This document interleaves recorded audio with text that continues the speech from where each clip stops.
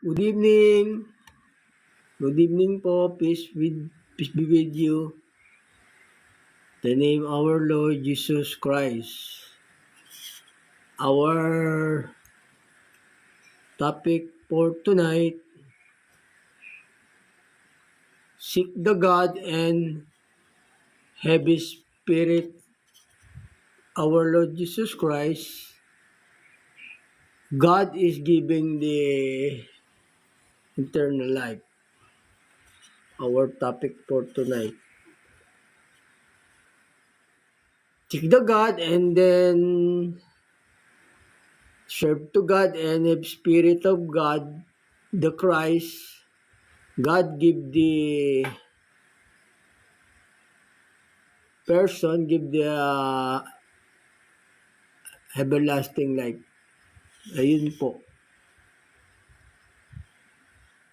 Yung humahanap po sa Diyos, at saka yung naglilingkod sa Kanya, yun po yung bibigyan ng Diyos ng buhay na walang hanggan, ng everlasting life. Yun po ang ating paksa, ating topic.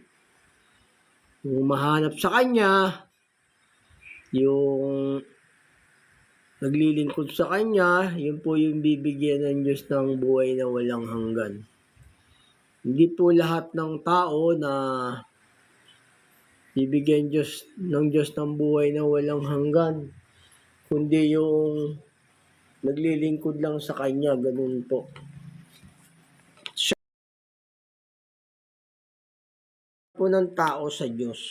Pero hindi po lahat bibigyan ng Diyos ng buhay na walang hanggan, kundi yung nagpapaalipin lang sa Kanya, lang ng Diyos ng buhay na walang hanggan, yung serve to God o seek to God, yung to God. Pero ang God-giving eternal life, yung sumusunod po sa Kanya, yung nagpapaalipin sa Kanya, ganun po. Yung sumusunod. Yung 7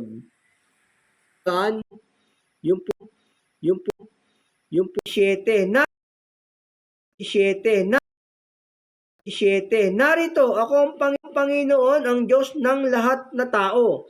May ano bang baga na totoong mahirap sa akin? O yun o, siya po yung Diyos ng lahat ng tao. Yun po yung, pero yung akin, o yun o, siya po yung Diyos ng lahat ng tao. Yun po yung, pero yung akin, o yun o, siya po yung Diyos ng lahat ng tao. Yun po yung, pero yung hindi sumunod o sa kaparusahan po yung ganun, sa impyerno po. Ganun po. Ito po sabi ng Diyos sa atin, no? May buhay tayo ng walang hanggan. Pagkayo napapaalipin tayo sa Diyos o sumusunod tayo sa utos ng Diyos, walang hanggan. Ganun po. Kasi hindi po lahat ng tao magtatamo ng buhay na walang hanggan. Yung isa sa kaparusahan. Ganun po. May buhay na walang hanggan pag naglilingkod sa Panginoong Yesus. Kailangan humahanap sa Diyos saka naglilingkod sa Panginoong Yesus. Sabi ng Diyos dito, sa may 1, dito po sa 1, sabi ng Diyos dito, dito po sa 1. Dito po sa 1:14, 1:14, 1 hanggang 3. Huwag gumagulumihanan ang inyong puso. Magsisampalataya kayo sa Diyos, magsisampalataya naman kayo sa akin. O, yung pagsampalataya po may gawa kasi patay po ng pananampalataya na walang kalakip na gawa. Sa bahay ng aking ama ay maraming tahanan. Kundi gayon ay sinabi ko sana sa inyo sapagkat ako'y paroroon upang ipaghanda ko kayo ng dakong kalalagyan. At kung ako'y pumaroon at kayo may paghanda ng kalalagyan, ay muling paririto ako at kay tatanggapin ko sa aking sarili. upang kung saan ako naroon, kayo naman ay dumaon. O yun o, kailangan dumuon ka rin sa, nandun siya sa bahay ng Diyos, ganon. O duroon ka, mahanapin mo yung Diyos sa kanyang tahanan, di ba, sa kanyang bahay. O ganon, ito, dito na po yung tahanan ng Diyos. Kasi ang kailangan ko lang po kasi yung mga donation nyo para makapagpatayo po tayo ng House of Prayer. Pero ang tahanan po ng Diyos yung tao, yung pinaghaharian niya, ganun. Naghahari ang Diyos sa mga tao mayroong katwiran. O ganun. Hindi po lahat ng ng church sa Diyos po yun. Pagkamali po yung aral, lumis ng utos, o hindi po sa Diyos yun. Pagka mali ang aral, tapos lumis ng utos, o nagdagdag sa utos, hindi po yun ang bahay ng Diyos. Kasi sabi ng Panginoong Jesus dito, kung saan ako naroroon, kayo naman yun ay dumaon. O wala doon yung Diyos sa mga nagdagdag sa utos, sa mga maling aral. Mga tulisan po yun, at saka magnanakaw. Ito na po yung bahay ng Diyos. Live tayo. Pero kung meron ang nag-donate sa akin, tumulong, magpapatayo po tayo ng House of Prayer para sama-sama tayo o live, di ba? Sa pag-aaral ng salita ng Diyos. Kasi ako, sugo po talaga ako ng Diyos. Maniwala kayo sa akin. Before me teach in the social media, said to God to me, I am leader. I'm leader to the gospel. Ganun po sabi sa akin ng Diyos. Kasi bago ka hirangin ng Diyos na maging leader, kailangan marunong ka na sa kanyang salita. Pero before me to preach, since ever to starting to the live and then my post the social media, I call God, I chosen by God for the preach in the social media, ganun. Sabi niya, leader daw ako. O yun, kaya ko naman po mag-leader for the gospel of God, ganun po. Ito na po yung tunay na chart. Kung may magdo-donate o di magpapatayo po tayo ng House of Prayer. Kailangan nandun kayo sa bahay ng Diyos, humahanap kayo para bibigyan tayo ng Diyos ng buhay na walang hanggan. Hindi po lahat may buhay na walang hanggan. Ganun po. Kailangan nandun ka sa bahay ng Diyos, naglilingkod ka, hindi yung nakikinig ka lang dyan, tapos di ka naman sumusunod sa utos, o bawal po yun.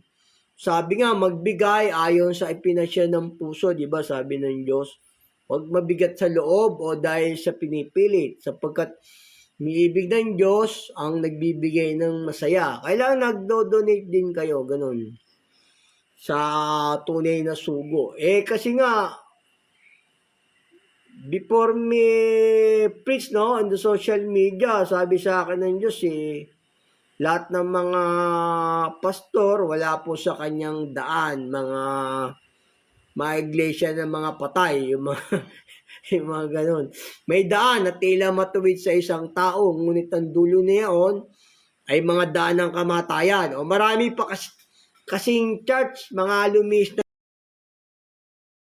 yung ganun, yung mga hindi po yung, wala po doon yung kaligtasan pagka wala po sa kalooban ng Diyos. Yun po yung sabi sa akin ng Diyos sa panaginip, pinausap ako ng Diyos noon before me preach and social media. Ito po, kailangan nandun po tayo sa Diyos na humahanap tayo para pagkalooban tayo ng Diyos ng buhay na walang hanggan. Pero bago ka bigyan ng Diyos ng Holy Spirit, kailangan, yun po kasi yung magbibigay sa atin ng buhay na walang hanggan, yung kanyang Holy Spirit. Yun po. Kailangan, bago ka bigyan ng Holy Spirit ng Diyos para magkaroon ka ng buhay na walang hanggan, sumusunod ka sa kanyang utos. Ganun po, sumusunod. O kaya sumusunod ka sa Panginoong Yesus, sa Diyos. Sabi ng Panginoong Yesus, di ba? Kung saan ako naroon, kayo naman ay dumaon. O basahin ko sa inyo muli rito sa 1:14:1. Huwag magulumihanan ang iyong puso. Magsisimpalataya kayo sa Diyos. Magsisimpalataya naman kayo sa akin. O, yung pananampalataya po may gawa. Kasi kung walang gawa, patay ang pananampalatayang walang kalakip na gawa. Gayon din ang katawang walang espiritu, patay, sabi ng Diyos. Yung espiritu po, yung utos ng Diyos, kailangan sinusunod mo yon, tanggapin mo sa puso mo para magkaroon ka ng eternal life. Sa bahay ng aking ama ay maraming tahanan. Kundi gayon, ay sinabi ko sana sa inyo, sapagkat ako'y paroroon upang ipaghanda ko kayo ng dakong kalalagyan. At kung ako'y pumaroon at kayo'y maipaganda ng kalalagyan, ay muling paririto ako. At kayo tatanggapin ko sa aking sarili, upang kung saan ako naroon, kayo naman ay dumaon. O, doon kayo, hanapin nyo yung Diyos. Dito, hanapin nyo lang yung Diyos dito sa mga tinuturo ko, malalaman nyo na. Hindi nyo na kailangang maghanap kasi dito manonood kayo. Kasi hinahanap ko na, tinuturo ko na lang sa inyo para malaman nyo yung Diyos nandito. Ang Diyos nasa puso ng taong sumasampalataya sa Kanya, ganun po. Sabi nga, pag may nagsabi sa inyo, narito yung kaharian ng Diyos, naroon, huwag kayong maniwala. Sapagkat ang kaharian ng Diyos, nasa loob ninyo, sa mga puso ng mga taong sumasampalataya sa Kanya. Yun po, yung walang dagdag utos, nasa kalooban lang. Yun po yung mga, ang tunay na church ng Diyos, yung mga walang dagdag utos. Ayun, kailangan po, kailangan lang sumusunod tayo sa Panginoong Yesus para tayo bigyan niya ng Holy Spirit. Pararangalan tayo ng Panginoong Yesus pag sumusunod tayo sa Kanya, yung nagseserve tayo sa Kanya. Kasi hindi po lahat ng tao papasok sa pagkabuhay ng muli. Yung isa sa paghatol po, ganun po. Ito, kailangan maglilingkod tayo sa Kanya, hanapin natin siya. O kung naalam mo yung utos, sundin mo, ganun. Susundin mo yun, di ba? Si Pablo nga, di ba, yung mga dating iglesia, nagdo-donate sa kanya. Kasi utos yun eh. Sabi nga, magbigay ayon sa pinasya ng puso, huwag mabigat sa loob. Dahil sa pinipilit, sapagkat iniibig ng Diyos, ang nagbibigay ng masaya, ganun. Dito, palo nyo lang muna ako rito kasi palo nyo na ako, parang donation nyo na rin po yun, ganun po. Saka na lang po tayo, pero kung magpapatayo po ng house of prayer kung mag-donate po yung iba. Ito po para bigyan tayo ng Diyos ng buhay ng walang hanggan, kaya meron tayong kanyang utos, nag-serve tayo sa kanya, ganun po. Ito sabi ng banal na kasulatan dito. Dito sa 1:12-26. Kung sino man tao ay naglilingkod sa akin, ay sumunod sa akin. At kung saan ako naroon, ay doon naman doroon ang lingkod ko. At kung ang sino man tao ay maglingkod sa akin, ay siya'y pararangalan ng Ama. Pararangalan niyang tao. Yun po yung mga magkakaroon ng buhay na walang hanggan. Yung mga nagseserve sa Kanya, sumusunod sa utos. Hindi po lahat. Kasi akala ng iba, may buhay ka na ng walang hanggan. Pagka yung, di ba, kilala mo yung Diyos. Kailangan naglilingkod ka sa Kanya, sumusunod ka sa utos. Ganun po. Kailangan alipin ka ng Diyos. Hindi ka alipin ng kasalanan, hindi ka alipin ng pastor mong bulaan. Pero iba kasi dyan matuwid yung kanyang daan. Matuwid yung daan ng Diyos. Yung maglumis ng utos, sa Diablo po yun. Ito, basahin ko sa inyo rito sa sa Isaiah 56:11. Oo, ang mga aso ay matatakaw. Sila'y kailanman ay walang kabusugan. At ang mga ito ay mga pastor na hindi nakakaunawa. Sila'y nagsilikong lahat sa kanilang sariling daan na mula sa lahat ng dako. Bawat isa ay sa kanyang pakinabang. O, kita nyo nga, sa kanya lang pakinabang. Basta't may lumihis ng utos, hindi po sa Diyos yun. Yung mga may maling aral, maling utos. O, para malaman nyo, kasi baka may hanap sa Diyos, mali naman yung pinapasukan nyo. Yungib ng mga tulisan. Kasi ang ating Diyos, matuwid po yung daan niya. Hindi po siya, yung kanyang church, matuwid yun. Walang yung kanyang sugo, hindi po nagdadagdag sa utos yun. Kung ano yung sinasalita, gaya ng Panginoong Yesus, di ba? Hindi siya nagdagdag utos. Yun po yung mga tunay na sugo ng Diyos, yung hindi nagdagdag sa aral, hindi nagdagdag sa utos. Kasi yung utos po, yun po yung daan. Ang daan po kasi ng Diyos, matuwid. Pagka hindi po matuwid yung church, o may dagdag sa utos, o hindi po sa Diyos yun, ganun po. Alam niyo naman siguro, para malaman niyo yung maling religion, kailangan may Biblia kayo, di ba? O, wag naman kayo ma-open, pero talagang bawal yung may rebulto, bawal yung magdagdag ng utos, o ganun po. Huwag kayo ma-open kasi dadagdagan ng salot, ang sino mang magdagdag sa utos, o ang mag-alis, alisin sa punong kahoy ng buhay. Kailangan wala pong dagdag sa utos o walang alis sa utos. Kasi ang ating Diyos, yung kanyang daan matuwid. Ito po sabi ng banal na kasulatan dito. Sa Kawikaan, Gis 29, ang daan ng Panginoon ay katibayan sa matuwid. O yun o.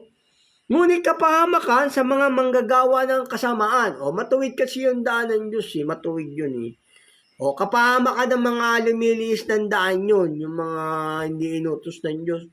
Kung ano pinaghihingi sa inyo. Diba? Yung may mga church kasi dyan kung ano pinaghihingi. Wala sa instruction ng Diyos. Sige. O, ganun. O, 1,000 libo lang. Meron na akong 20 milyon, sabi. Ay, iba siya, di ba? Meron mga ganun Tapos, di ba? Linggo-linggo, magbibigay ka para daw sa church yun. Si Moises nga, nung sapat na yung magbigay yung buong bayan Hindi na nangingi sa mga miyembro ng papatayo ng church merong sekta dyan forever kayong hinga ng pampagawa ng church. Di ba? Merong ganyan Ito, kasi ang daan ng Diyos, matuwid yun. Ito, basahin ko sa inyo muli, no? Pagka may lumihis ng utos, hindi po sa Diyos yun. May nagdagdag sa utos, hindi po. Kasi ang Diyos natin matuwid. Ito, basahin ko sa inyo muli rito. Dito sa Kawikaan, Gis 29. Ang daan ng Panginoon ay katibayan sa matuwid. Matuwid yung daan ng Diyos Kaya yung mga lumihis ng utos dyan, hindi po sa Diyos yun. Huwag po kayo maniwala na dadaling kayo niyan sa mga pastor na bulaan kasi hindi matuwid yung kanilang daan. Ang church, matuwid po yun. Kasabi nga anumang iniutos ng Diyos ng langit, gawing lubos, sa bahay ng Diyos ng langit, di ba? Gumagawa ba sila? Nagdagdag utos nga sila, hindi naman sila. Ganun po, hindi po yung inutos lang ng Diyos, yun lang yung sasalitain o sasabihin, yun po yung tunay na propeta ng Diyos, ganun. Kasi ang Diyos natin, matuwid yung kanyang daan. Ito sabi ng banal na kasulatan dito naman sa may Oseas 14:9. Sino ang pantas at siya'y makakaunawa ng mga bagay na ito at mabait at kanyang mga lalaman sapagkat ang mga daan ng Panginoon ay matutuwid. Tanyo mo, daan ng Panginoon matutuwid. At talakaran ng mga ganap, ngunit kabubuwalan ng mga mananalansang o kabubuwalan ng mga lumihis sa utos ng mga pastor o ng miyembro nila, kabubuwalan ng... Meron kasi mga church na hindi naman sa Diyos yan Yung kala nyo sa Diyos. Yung sa Diyos po, yung walang pagsuway ng utos, ganun. O yung bibigyan ng Diyos, no, yung ng buhay na walang hanggan, yung sumusunod sa kanyang utos, ganun po. Kasi hindi po lahat ng tao magkakaroon ng buhay na walang hanggan, kundi yung sumusunod lang. Ito sabi ng banal na kasulatan, no? Sumusunod sa kanyang utos. Ito sabi ng banal na kasulatan dito. Itong sabi ng banal na kasulatan dito sa 1:14, ang sumampalataya ay hindi hinahatulan. O yung sumampalataya hindi na hinahatulan, yung sumusunod. O yung sa pagsampalataya po may gawa. O ganun po. O patuloy ko po. Ang hindi sumampalataya ay hinatulan na. O sapagkat hindi siya sumampalataya sa pangalan ng buktong na anak ng Diyos. O yun o, yung hindi sumampalataya naman, hinatulan na, di ba? O hindi lahat magkakaroon ng buhay na walang hanggan. Yung gumagawa lang po, nag-serve sa Diyos, yun po yung papasok sa buhay na walang hanggan. Hindi po lahat magkakaroon ng buhay na walang hanggan. Yung sumusunod lang na papaalipin sa Diyos, nag-serve sa Diyos, yun po yung ano. O halimbawa, nakikinig ka ng salita ng Diyos, syempre magdo-donate ka, gaya si Pablo, di ba? Yung nagdo-donate sa kanya yung mga ibang iglesia, ganun. Nakikinig ka nga, hindi ka naman tumutulong.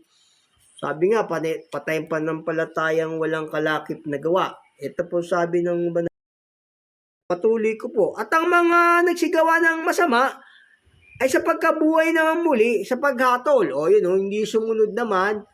O sa pagkabuhay ng muli, sa paghatol. Yun po yung magkakaroon ng buhay na walang hanggan, yung sumusunod sa mabuti, yung sumusunod. Yun po yung sabi ng Panginoong Diyos dito, ng Panginoong Yesus. O basahin ko sa inyong muli.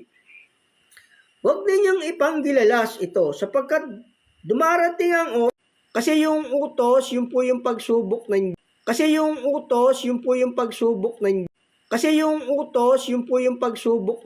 Pilipos 4:14. Gayunman ay mabuti ang inyong ginawa na kayo'y nakiramay,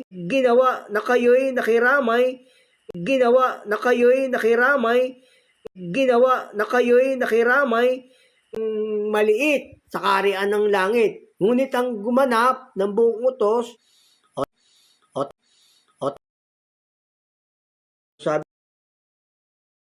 sabi ng banal na kasulatan, lahat po gagawin natin kasi hindi lahat ng tao papasok. Sabi ng banal na kasulatan, lahat po gagawin natin kasi hindi lahat ng tao papasok. Sabi ng banal na kasulatan, lahat po gagawin natin kasi hindi lahat ng tao papasok. Ang bagay pinagagawang pananampalataya, walang kalakip na gawa. Ito po sabi ng banal na kasulatan dito sa Santiago 14 hanggang 17:26. Anong papakinabangin mga kapatid ko? Kung sinasabi ng sino man na siya ay may pananampalataya ngunit walang mga gawa, makapagliligtas baga sa kanya ang pananampalatayang iyan?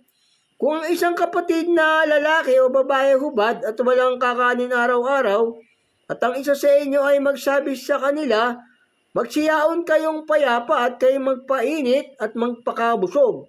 At gayon ay hindi ninyo ibinigay sa kanila ang mga bagay na kinakailangan ng katawan. Anong papakinabangin dito? O yun o, walang pakinabang, di ba? Kung hindi mo tinutulungan din yung kapatid mong mahirap, sabi rito. O kahit na tao, hindi ka tumutulong sa taong mahirap, mayaman ka na, no? Sabi nga sa mayayaman magsiyaman sa mabuting gawa, di ba? Sabi sa mayayaman na tao. O kasi hindi mo rin madadala yan sa simenteryo, yung kayamanan mo. Ipamahagi mo yung kayamanan mo, hindi ka naman tatagal sa mundo ng 100 years o 150 years. Bigay mo, sabi utos sa mga mayaman magsiyaman sa mabuting gawa, may bigin sa pamamahagi. O gano'n, utos sa mayaman yun hindi mo nang madadala sa kukayan kasi Hindi tayo tatagal dito ng 150 years sa mundo. O, ganun po yung tao. Kaya nga, kung may nagugutom yung kapatid mo o duka, bigyan mo kasi hindi mo madadala yan. O, basahin ko sa inyo muli, no? Tapos papatuloy ko. Ito po sa Santiago 2:14. Anong papakinabangin ng mga kapatid ko? Kung sinasabi ng sino man na siya may pananampalataya ngut walang magawa, makapagliligtas baga sa kanya ang pananampalatayang iyan? Kung ang isang kapatid na lalaki o babae ay hubad at walang kakanin araw-araw, at ang isa sa inyo ay magsabi sa kanila, magsiyaon kayong payapa, kayo magpainit at magpakabusog. Gayun may hindi ninyo ibinigay sa kanila ang mga bagay na kinakailangan ng katawan, anong mapapakinabangin dito? O yun, no? Walang pakinabang di ba? Kung nagsalita ka lang ng salita, tapos di mo naman siya binibigyan. Gayon din naman ang pananampalataya na walang magawa ay patay sa kanyang sarili. Sapagkat kung paano ang katawan na walang espiritu ay patay, gayon din ang pananampalataya na walang magawa ay patay. O patay yung walang gawa sa mga pagsunod sa utos ng Diyos. Kailangan merong pagsunod. O magbigay ka, mayaman ka. Yung utos sa mayayaman, magbigay, di ba? Sabi ng banal na kasulatan, sabi ng Diyos. Kasi hindi ka naman tatagal dito ng 150 years sa mundo. Tapos kung mayaman ka, huwag kang grade, bibigay mo sa mga dukayan. O donate mo sa church, yun. Donate mo sa mga tunay na sugo. Kasi may mga dyan, o hindi naman sugo, bigay kayo ng bigay. Sinagoga pala yun ni Satanas, o di ba? O kasi utos sa mayaman, magbigay, ito sabi ng banal na kasulatan dito. Utos sa mayaman, magbigay. Sabi nga, ang mapagtapat sa maliit na bagay, mapagtapat din sa malaking bagay, di ba? Utos yun hindi ka nagbibigay, mayaman ka Magbigay ka sa duka, saka sa church, sa mga naglilingkod sa Diyos na totoo. Huwag doon sa mga bulaan, nadaling ka lang sa impyerno nun. Kasi utos yun ng Diyos, magbigay, Ito sabi ng banal na kasulatan dito. Sa may unang Timoteo 6:17, ang mayayaman sa sanlibutan ito ay pagbilinan mo na huwag magsipagmataas ng pag-iisip.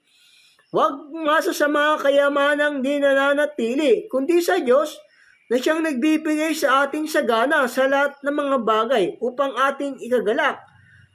Na sila'y magsigawa ng mabuti, na sila'y magsiyaman sa mabuting gawa, na sila'y maging handa sa pamimigay, maibigin sa pamamahagi. Mamamahagi ka, trilyonis ka na, bilyonaryo ka na, di ba? Milyonaryo ka na. Bibigay mo sa duka kasi yun ang utos ng Diyos Pagka hindi ka mapagtapat sa maliit na utos, o hindi ka karapat-dapat sa Diyos nun, tatawagin kang kalit-liitan sa karyan ng langit. Buti nga kung, sabi ng Diyos dito, maibigin yung mayayaman, basahin ko sa inyo muli rito. Na sila'y magsigawa ng mabuti, na sila'y magsiyaman sa mabuting gawa. Na sila'y maging handa sa pamimigay, maibigin sa pamamahagi. Maibigin ka sa pamamahagi, yung utos ng Diyos sa mga tao mayaman o yung merong kaya naman sa buhay, ganon. Pagka sobra, ibigay po natin sa mga duka, ganon. O kaya sa mga sa gawain sa church na tunay na sugo. Kasi nga, hindi mo naman madadala yan Hindi ka mabubuhay sa mundo ng 150 years. Ako na nagsasabi sa inyo. Kaya kung may mayaman dyan, sundin natin yung utos. Kasi ang pagtatamo ng buhay na walang hanggan, yung sumusunod sa utos ng Diyos, hindi po lahat. Bagamat ang tao sa Diyos lahat, Pero, ang magtatamo ng buhay na walang hanggan, yung sumusunod lang po sa utos ng Diyos, yun po yung magtatamo ng buhay na walang hanggan.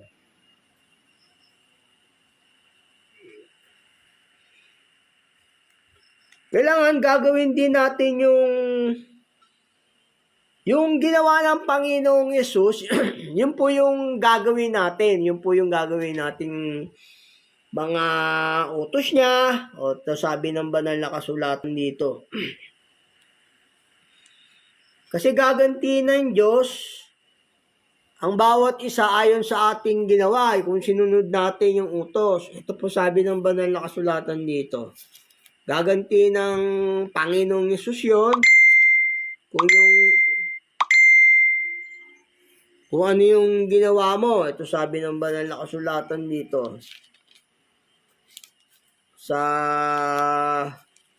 Kung ano yung ginawa mo, gagantiin sa iyo ng Diyos yun. Kung nagbigay ka ba, ito sabi sa banal na kasulatan dito ng Panginoong Hesus. Sa may Mateo 16:27, sapagkat ang anak ng tao ay paritong nasa kaluwalhatian ng kanyang ama, nakasama ang kanyang mga anghel. At kung magkagayoy, bibigyan ng bawat tao ayon sa kanyang mga gawa. O yun, o.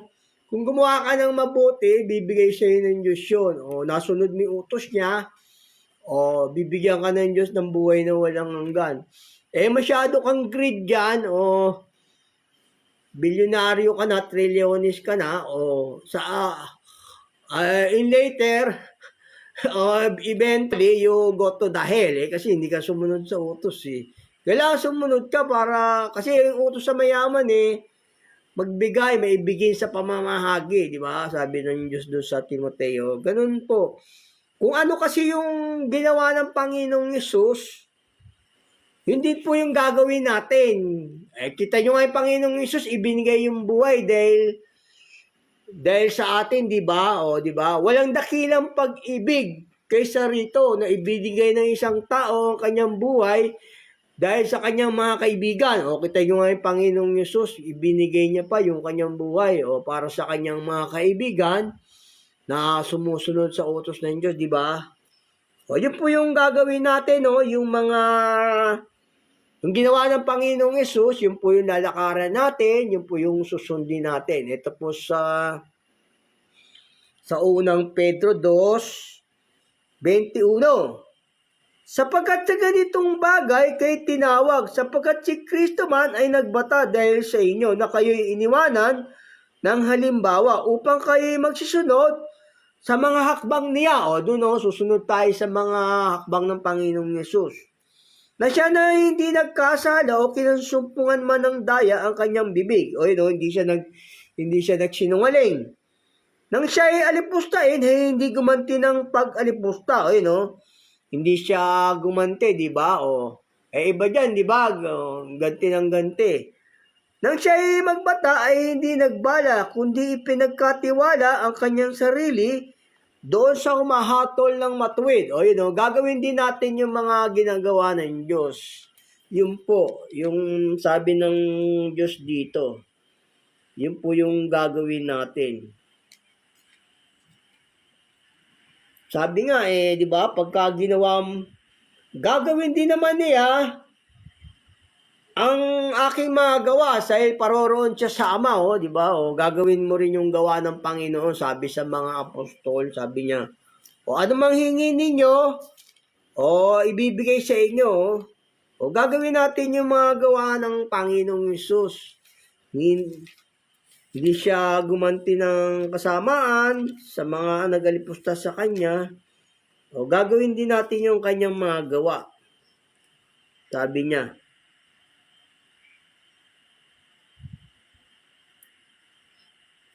Ito sabi ng Panginoong Hesus, kung ano yung ginawa ng Panginoong Hesus, yun po yung gagawin din natin.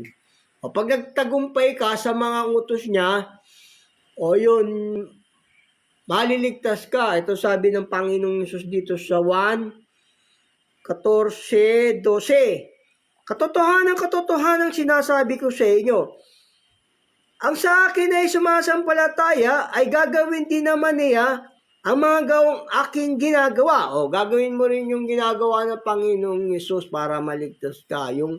Kung ano yung utos, yun po yung gagawin niya.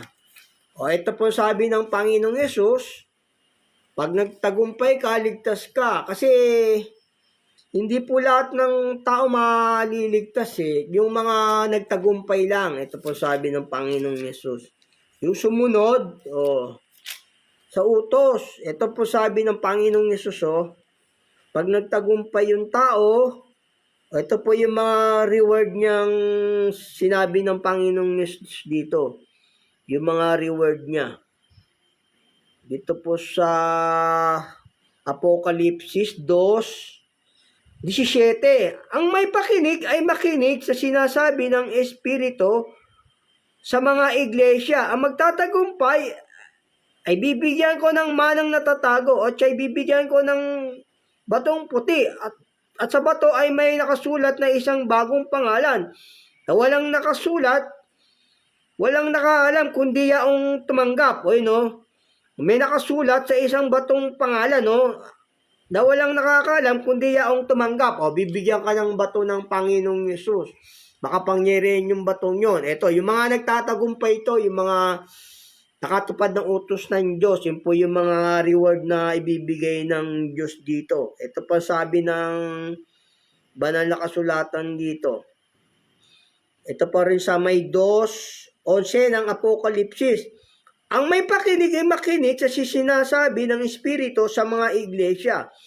Ang magtatagumpay ay hindi parurusahan ng ikalawang kamatayan. Pagka nagtagumpay ka raw, sabi ng Panginoong Hesus dito, hindi ka parurusahan ng ikalawang kamatayan. Tama, pag sumunod ka sa utos, hindi ka parurusahan ng ikalawang kamatayan. Basahin ko sa inyong muli. Sa Apokalipsis 2:11. Ang may pakinig ay makinig sa sinasabi ng Espiritu sa mga iglesia. Ang magtatagumpay ay hindi parurusahan ng ikalawang kamatayan. Pag nakasunod ka sa utos, hindi ka parurusahan ng Diyos ng ikalawang kamatayan. Di ba? Ligtas ka no. Yun po yung mga maliligtas. Yung mga magtatagumpay na sumunod sa utos. Ito po sabi rin ng Panginoong Hesus dito. Sa may Apokalipsis 2:26. At ang magtatagumpay at tutupad ng aking mga gawa hanggang sa katapusan, gagawin din kasi natin yung gawa ng Panginoong Hesus, yung mga nilakaran niya. Sabi rito, ng aking mga gawa, sabi niya, basahin ko sa inyo muli. At ang magtatagumpay at tutupad ng aking mga gawa hanggang sa katapusan, ay bibigyan ko ng kapamahalaan sa mga bansa. Makatupad ka raw ng utos, bibigyan ka ng kapamahalaan sa mga bansa. Patuloy ko po. At sila ay pag-aarian niya sa pamagitan ng isang panghampas na bakal, gaya ng pagdurog ng mga ng lupa ng palayok, gaya ng tinanggap ko sa aking ama. Pag nagtagumpay ka, nakasunod ka, bibigyan ka ng Diyos ng kapamahalaan.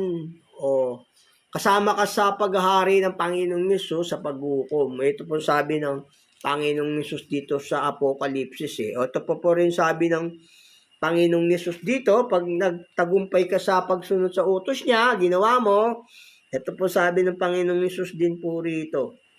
Sabi niya, ang magtatagumpay ay gagawin kong haligi sa templo ng aking Diyos. Gagawin ka ng miyembro doon, haligi. At hindi na siya lalabas doon. Doon ka na sa langit. Permis ka na sa langit doon. Yun po yung sabi ng Panginoong Hesus. At isusulat ko sa kanya ang pangalan ng aking Diyos at ang pangalan ng bayan ng aking Diyos. Ang bagong Jerusalem na nananaog buhat sa langit, buhat sa aking Diyos. At ang aking sariling bagong pangalan. Pag nagtagumpay ka, permis ka na sa langit doon, ikukulong ka na ng Diyos doon. Hindi ka na lalabas. Di ba? Maliligtas ka pag nagtagumpay ka. Yun po yung mga sabi ng Diyos sa mga nagtatagumpay. Ito po sabi rin ng Panginoong Hesus dito sa Apokalipsis 3:5. Ang magtatagumpay ay daramtan ng gayon ding mga maputing damit. At hindi ka papawiin sa anong paraan ang kanyang pangalan sa aklat ng buhay. Hindi. Pagtagumpay ka, hindi papawiin yung pangalan mo sa anak ng buhay. Sabi ng Panginoong Hesus, makasunod ka. At ipahayag ko ang kanyang pangalan sa harapan ng aking ama at sa harapan ng kanyang mga anghel.